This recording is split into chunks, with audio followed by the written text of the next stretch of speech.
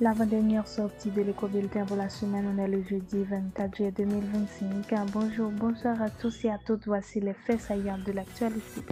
La police nationale d'Haïti est encore victime de la violence des gangs. 3 agents ont été tués de l'Artibonite dans un communiqué publié le mercredi 23 juillet 2025. La PNH a condamné fermement l'assassinat de ces derniers et la disparition d'un autre le mardi à Liancourt lors d'un guet-apens à l'institution policière promet de donner des réponses proportionnelles aux malfrats.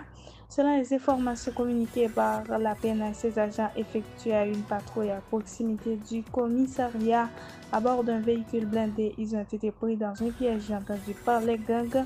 Le blindé en question a été incendié par les assaillants. 3 policiers ont malheureusement été tués. Un est porté disparu, un autre a eu le temps de s'échapper. De plus, un informateur a également trouvé la mort.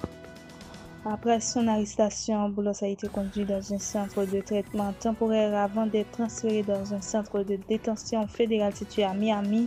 Ce transfert s'inscrit dans le cadre d'une procédure fédérale en cours impliquant ainsi plusieurs agences dont le FBI. Les avocats de Boulos ont déposé une demande de libération sous caution qui a été rejetée par le juge en échange du dossier. Le détenu aurait demandé à être placé en isolement administratif selon des sources proches du centre de détention.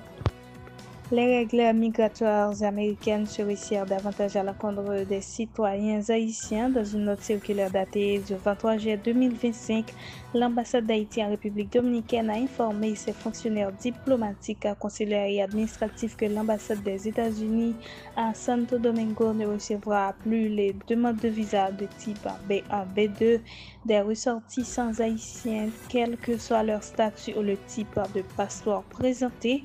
La mesure décrite comme une proclamation présidentielle suspend donc l'approbation de tous les visas qui couvrent principalement les séjours d'affaires et de tourisme pour les Haïtiens faisant leur demande depuis la République dominicaine. Cette décision risque d'avoir un impact considérable sur les nombreux Haïtiens qui choisissent la République dominicaine comme point d'accès pour solliciter un visa américain, notamment en raison de la fermeture répétée de l'ambassade américaine à Port-au-Prince, aussi pour contrer la nouvelle politique de restreindre de visa à des citoyens haïtiens. Le conseiller président Emmanuel Vertilher a rencontré le mercredi 23 juillet 2025 à la Villa d'accueil le premier ministre Alexis Desfizeme autour du dossier de finalisation du tronçon de route reliant l'aéroport international du Cap-Haïtien à la rue Boulevard 5. Madame Kathleen Forestal, ministre de la Planification et de la Coopération externe, Monsieur Sili Jean-Michel, directeur général du budget au ministère de l'économie et des finances, M. Marquis Rislin, assistance du directeur d'analyse des investissements publics. Entre autres, on prépare à cette rencontre. Plusieurs points essentiels ont été abordés, notamment l'état d'avancement des travaux, les contraintes techniques et financières rencontrées, les mécanismes de mobilisation des ressources. Il a exhorté les autorités concernées à accélérer le processus de décaissement des fonds, à renforcer la coordination institutionnelle et à garantir une meilleure transparence dans l'exécution des travaux. Donald Trump, accusé d'avoir côtoyé le financier Jeffrey Epstein, est de plus en plus critiqué, y compris dans son propre camp.